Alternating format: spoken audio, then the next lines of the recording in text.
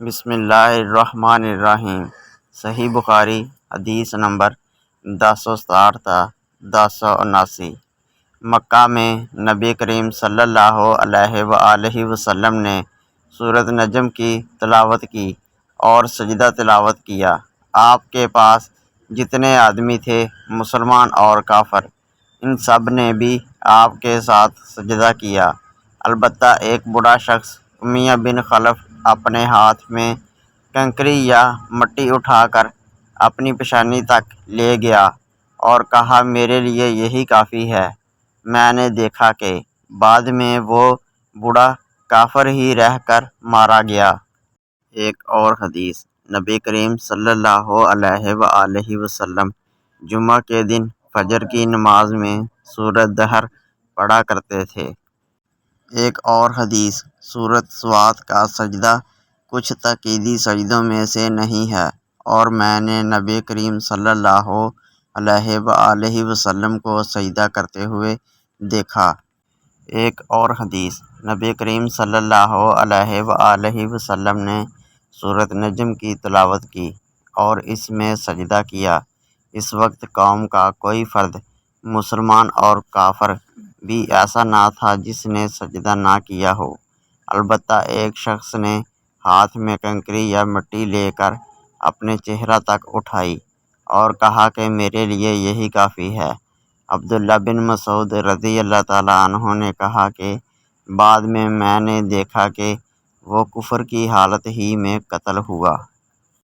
ایک اور حدیث، نبی کریم صلی اللہ علیہ وآلہ وسلم نے سورۃ نجم میں سجدہ کیا تو مسلمانوں، مشرکوں اور جن و انس سب نے آپ کے ساتھ سجدہ کیا۔ ایک اور حدیث، انہوں نے زید بن ثابت رضی اللہ تعالیٰ عنہ سے سوال کیا۔ آپ نے یقین کے ساتھ اس امر کا اظہار کیا کہ نبی صلی اللہ علیہ وآلہ وسلم کے سامنے سورۃ نجم کی تلاوت آپ نے کی تھی اور حضور صلی اللہ علیہ وآلہ وسلم نے اس میں سجدہ نہیں کیا۔ ایک اور حدیث، میں نے ابو ہریرہ رضی اللہ تعالیٰ عنہ کو سورۃ اذا السماء انشقت پڑھتے دیکھا۔ آپ نے اس میں سجدہ کیا۔ میں نے کہا کہ اے ابو ہریرہ، کیا میں نے آپ کو سجدہ کرتے ہوئے نہیں دیکھا ہے؟ آپ نے کہا کہ اگر میں نبی کریم صلی اللہ علیہ وآلہ وسلم کو سجدہ کرتے نہ دیکھتا تو میں بھی نہ کرتا۔ ایک اور حدیث، نبی کریم صلی اللہ علیہ وآلہ وسلم ہماری موجودگی میں آیت سجدہ پڑھتے اور سجدہ کرتے تو ہم بھی آپ کے ساتھ ہجوم کی وجہ سے اس طرح سجدہ کرتے کہ پیشانی رکھنے کی جگہ بھی نہ ملتی جس پر سجدہ کرتے۔ ایک اور حدیث، نبی کریم صلی اللہ علیہ وآلہ وسلم آیت سجدہ کی تلاوت اگر ہماری موجودگی میں کرتے تو آپ کے ساتھ ہم بھی سجدہ کرتے تھے۔ اس وقت اتنا ازدحام ہو جاتا تھا کہ سجدہ کرنے کے لیے پیشانی رکھنے کی جگہ نہ ملتی جس پر سجدہ کرنے والا سجدہ کر سکے۔ ایک اور حدیث، رابعہ بہت اچھے لوگوں میں سے تھے۔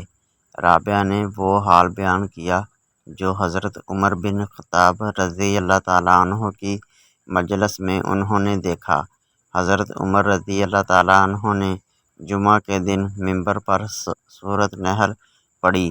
جب سجدہ کی آیت آخر تک پہنچے تو ممبر پر سے اترے اور سجدہ کیا تو لوگوں نے بھی ان کے ساتھ سجدہ کیا۔ دوسرے جمعہ کو پھر یہی سورت پڑھی۔ جب سجدہ کی آیت پر پہنچے تو کہنے لگے، لوگو، ہم سجدہ کی آیت پڑھتے چلے جاتے ہیں، پھر جو کوئی سجدہ کرے اس نے اچھا کیا اور جو کوئی نہ کرے تو اس پر کچھ گناہ نہیں۔ اور حضرت عمر رضی اللہ تعالیٰ عنہ نے سجدہ نہیں کیا اور نافع نے حضرت عبداللہ بن عمر رضی اللہ تعالیٰ عنہ سے نقل کیا کہ اللہ تعالیٰ نے سجدہ تلاوت فرض نہیں کیا، ہماری خوشی پر رکھا۔ ایک اور حدیث، میں نے ابو ہریرہ رضی اللہ تعالیٰ عنہ کے ساتھ نماز عشاء پڑھی۔ آپ نے اذا السماء انشقت کی تلاوت کی اور سجدہ کیا۔ میں نے عرض کیا کہ آپ نے یہ کیا کیا؟ انہوں نے اس کا جواب دیا کہ میں نے اس میں ابو القاسم صلی اللہ علیہ وآلہ وسلم کی اقتداء میں سجدہ کیا تھا اور ہمیشہ سجدہ کرتا رہوں گا تاکہ آپ سے جا ملوں۔